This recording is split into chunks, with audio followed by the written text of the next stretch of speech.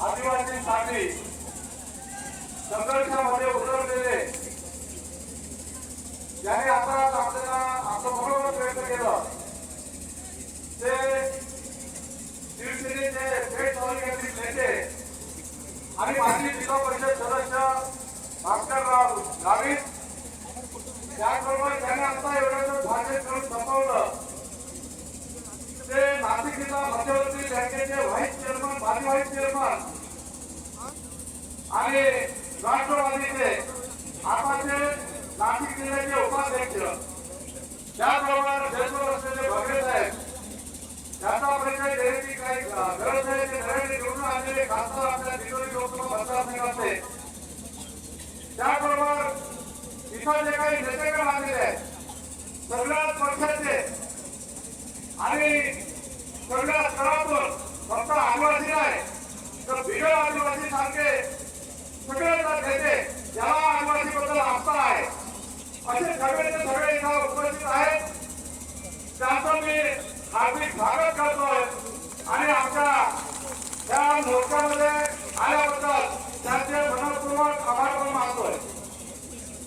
सर्व आदिवासी बंधूंना मला हे सांगायचं आहे की आज आदिवासीची परिस्थिती काय आहे. आम्ही या संदर्भामध्ये उतरलो आज आम्हाला कामाचं होतं म्हणून आम्हाला अशाचा पण भाग आहे.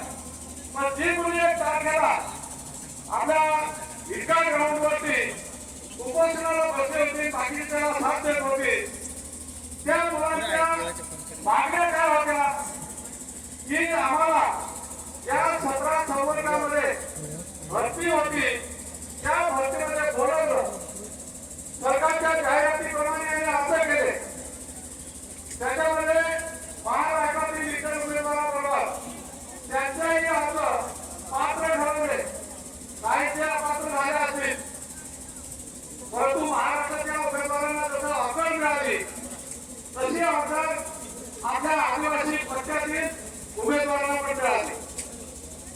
परंतु जे कोणी ठाण्याचे कोण डेप्युटी कलेक्टर रिटायर आहे आमदार बीबी महाचंद्र ठाकरे त्याने सुप्रीम कोर्टामध्ये एक रिट दाखल केला की आदिवासी भागातील ज्या नोकऱ्या आहेत त्या नोकऱ्यामध्ये आम्हाला जागा द्या. म्हणजे तिकडे त्या घुसतात बिगर आदिवासी जे जमात आहेत ते घुसतात सरकार घुसत नाही पण हा आपल्या भागामध्ये नोकऱ्या मागतोय आणि त्याच्यासाठी त्यांनी रिट दाखल केला. त्या रिटमध्ये कोर्टाने सुप्रीम कोर्टाने कुठलाही आदेश दिलेला नाही. त्या रीटमध्ये सांगितलं नाही की आदिवासींना भरतीपासून धोका किंवा आदिवासीच्या भरतीला आम्ही स्टे दिलेला आहे. कुठलाही सुनावणी पण झालेली नाही त्याची. पण तरी या दिवशी 13 ऑक्टोबरला रीट दाखल झाला दिल्लीला. त्याच वेळेस 13 ऑक्टोबरला इथं मुंबईतून सामान्य प्रशासन विभाग सरकारचा त्या विभागाने एक परिपत्रक काढलं की आदिवासीच्या भरत्या बंद करा रीट दाखल झालेला आहे. अरे एका दिवशी या सामान्य प्रशासनाला कळलं कसं जी अक्षर होते दिल्लीला एकदम 2 मिनिटांमध्ये तो दुसरा परिपत्रक तयार करतोय हे ठरवून झालेली घटना आहे. आणि म्हणून आम्ही आपल्याला विचारतोय आपण सगळे ग्रामीण भागातले आदिवासी लोक आहोत. आपल्या भागामध्ये ज्या शाळा आहेत त्या शाळाच्या जिल्हा परिषदच्या आहेत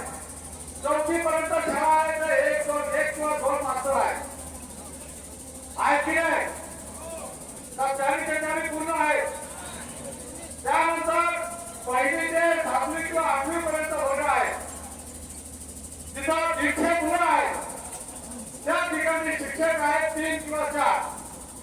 ही गोष्ट बरोबर आहे की नाही? ही संबंध महाराष्ट्राच्या आदिवासी परिसरामध्ये आहे. जो ग्रामसेवक काम करतो आपल्याकडे ग्रामपंचायत मध्ये, त्या एका ग्रामपंचायतच्या ग्रामसेवकाकडे सुमारे 2 ते 5 ग्रामपंचायती त्याच्याकडे सांभाळायला दिलेले आहे. ग्रामपंचायत मध्ये ग्रामसेवक अपुरे आहे. दुर्गाणा तालुक्याचं एकच उदाहरण देतोय. जवळजवळ 17 ग्रामसेवक आहेत आणि 61 ग्रामपंचायती आहे. हीच परिस्थिती सगळीकडे आहे. 15 तालुक्यामध्ये 15 तलाठी आहेत आणि तलाठ्यांचे बजेट 34 आहे. ही सगळीकडे परिस्थिती आहे. आणि मग आमचं म्हणणं हे प्रशासनाचा इकडे तिकडे होईल, पण जे शिक्षणाचं आहे ती मुलं आमची भविष्यातलं म्हणजे आमचं भविष्य आहे. त्या मुलांना लहान लहान मुलांना जो पहिली ते 4थी पर्यंत आणि 1ली ते 7वी पर्यंत त्या वर्गामध्ये जो शिकतात तिथं त्यांची म्हणजे कसे वापर होते, तिथं त्यांचा विषय बरोबर होतोय, तिथं ते मुलं शिक्षणाच्या प्रवाहातून बाजूला जातात. आणि एक शिक्षक काय ब्रह्मदेव नाही, सगळ्या 30-35 मुलांना तो शिकवू शकेल.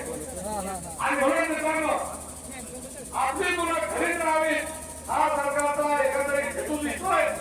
आणि म्हणून अशा विपरीत परिस्थितीमधून ती मुलं शिकून इथं तयार झालेली आहेत. जे डिग्री होल्डर आहेत, जे आपल्या 17 खबरच्या भरतीमध्ये पात्र ठरलेले आहेत, त्या मुलाच्या हातामध्ये सरकारने आकार दिली. आणि ह्या सामान्य प्रशासनाच्या एका आदेशाने त्या लोकांच्या हातामधून ही आपलं हिसकावून घेतली. हा कुठला न्याय आहे? कोण असं कुठल्या बिगर आदिवासीच्या माणसाला अशी आदर दिली असती तर तो कोर्टात जाऊन आदर कायम केली असती. पण आदिवासी माणूस गरीब आहे, त्याला हायकोर्टामध्ये जाण्याची हिंमत नाही.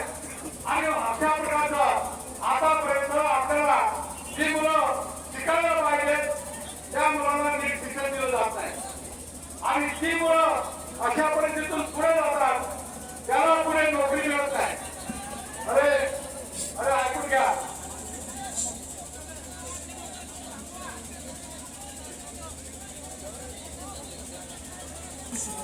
आपल्याला मित्रांनो, आपल्याला ही जी परिस्थिती आहे ही बदलण्यासाठी आम्ही त्या तिकडे गेलो, उपोषण तिथं चालू होतं, तिथं आम्ही गेलो, भाषण गाडीला पण आम्ही बोलवलं, आमचे चिंतामण गाडीला बोलवलं, सगळे पक्षाचे आदिवासी बिगर